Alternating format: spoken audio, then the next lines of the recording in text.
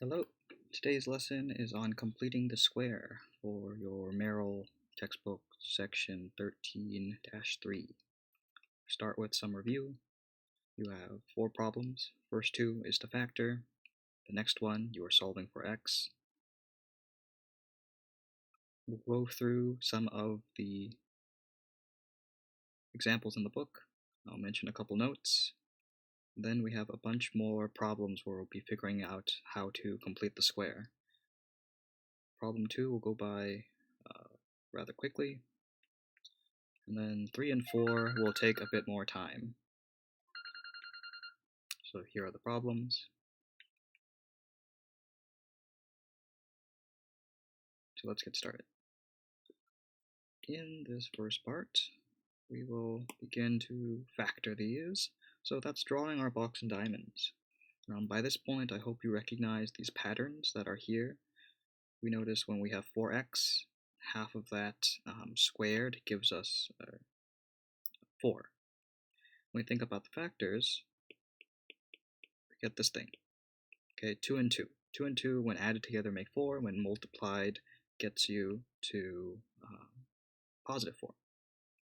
If you draw your boxes, I hope by this point you can begin to take these shortcuts, like that. Okay, and when you notice these kinds of patterns, this is called a perfect square. We have the same pattern here. You want a number that both adds to -2 but multiplied together to +1. I know that has to be -1. And we can draw the box to convince ourselves that's true. Now it would be handy for you to identify these when factoring. And at this point, recognizing these patterns will be super useful, because completing the square builds on it. -1y, -1y. It'll save you some time from drawing all these things. When we solve, notice that if we didn't identify that both these equations are perfect squares over here, we would be out of luck, because let's say we move this one over to make x squared minus 10x minus 24. Well, in this case, that's okay. We could factor this. I think this is the problem where it becomes a bit harder, right? We can factor this if we go about our normal methods, but this one we can't. So I'm going to add -5 to both sides. So in the second example, now we're out of luck. X squared plus 6x plus 4, all the factors of 4 don't ever add up to +6. So we don't know how to solve equations like the second one. Okay, although we can factor the problem here, third problem I'm going to do now, we're not. We're going to take that shortcut, noticing that this is a perfect square. Because this middle term here is negative, we cut it in half. We check to see that is -5 squared 25. Yes, it is. That equals 1. And we go about this way because I want to demonstrate the process when we solve something that looks like this, in like this form, something squared. You undo the square root,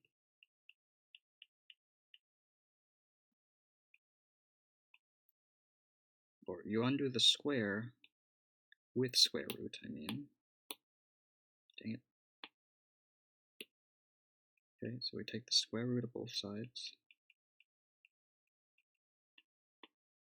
So we're left with 5x equals square root of 1 is 1. And at this point, there are 2 potential answers. It's plus or -1.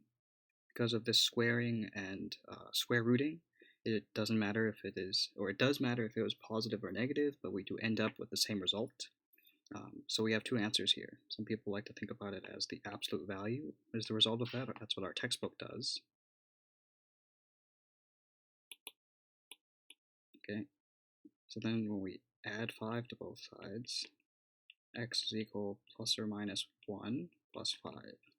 So we actually have 2 answers.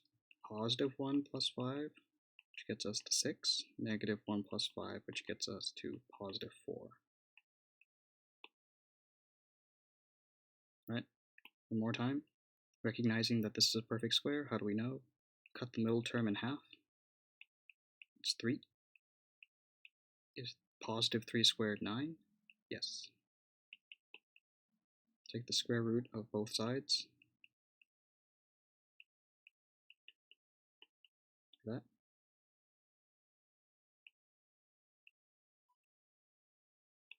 X plus 3 equals square root of 5.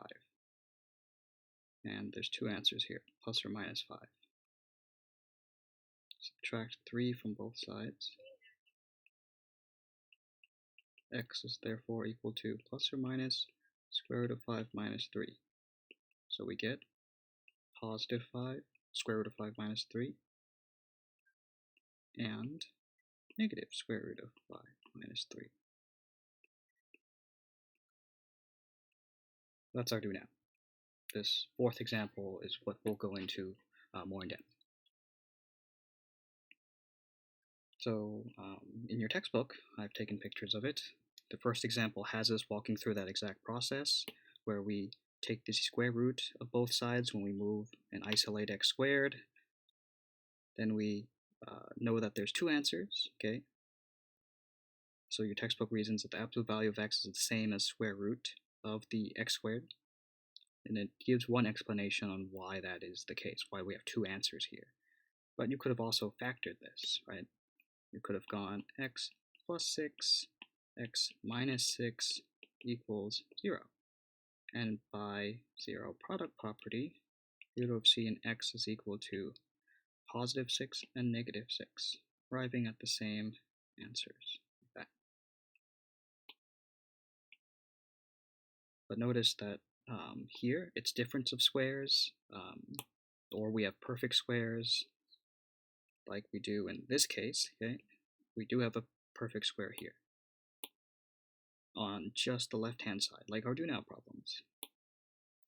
So if you tried factoring like this by taking away 3 from both sides, notice that's when we're out of luck. Can't factor by or with this first step. Okay. So that's why the book goes through this method. Do the perfect square, take the square root of both sides, figure out there are plus and minuses, two answers present, add 2, so we get this thing. Now, the completing the square method occurs when you don't have a perfect square, but the observation comes from here. When you do have a perfect square, that's the same thing multiplied by itself. This is the pattern that happens. This is the shortcut. You take your, whatever this constant is, multiply it by 2, that's your middle term. And then you square it to get your third term, or c. And notice right here, if you cut your middle term in half and square it, you also get that third term. Okay, and with algebra tiles, notice that if we were to build this out, let's say I was drawing just this part, and I cut my total of 12 x's in half. That means that I put some on the on this side of the x squared, and then on this side. And you ask yourself, how many squares are remaining? How many little 1 cubes are there, or squares? And you'll see that there has to be 36 of them. It's the same on the length and the width, that's why it is a square. We can generalize this, and this is where the procedure comes from. So when we have something that looks like so, x squared plus bx, notice here that the a value here is 1. A value is the one in front of your x squared term. This process only works for that. There's only one x squared in the corner. And you're going to see examples of that where it's not 1, and it becomes a lot more complicated. So when we have something that looks like this, take your b, cut it in half, okay, square it, and then add it on to this thing. And you have now completed the square. By adding on a certain number of 1 tiles, you've made what you started with, x squared plus bx, into a perfect square. So we can add on even more notes. perfect square now looks like, oops, let's erase that, looks like x squared plus bx plus b over 2 squared. So b over 2 squared, remember that. That's how you complete the square. And we'll put that into practice for these next three problems. So b here is negative 20. We're going to cut that in half and then square it. So that looks like, cut it in half, square it, negative 10 squared gives you 100. C equals 100. Here, there's your b, equals positive 1, b squared over b over 2 squared, 1 half squared, that equals 1 half times 1 half.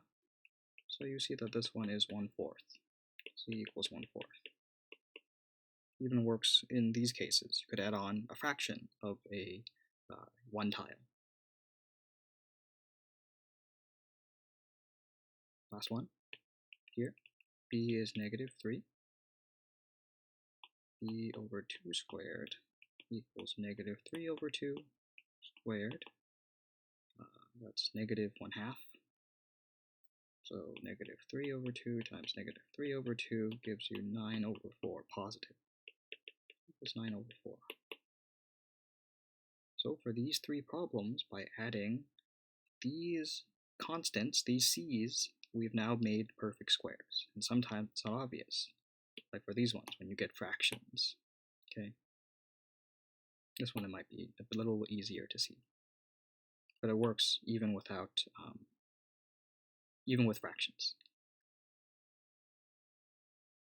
So in your textbook, they demonstrate the method, right, of completing the square. So this first part is just figuring out what you need to add. From there, you can go ahead and solve it, combining the two parts from the do now and this observation.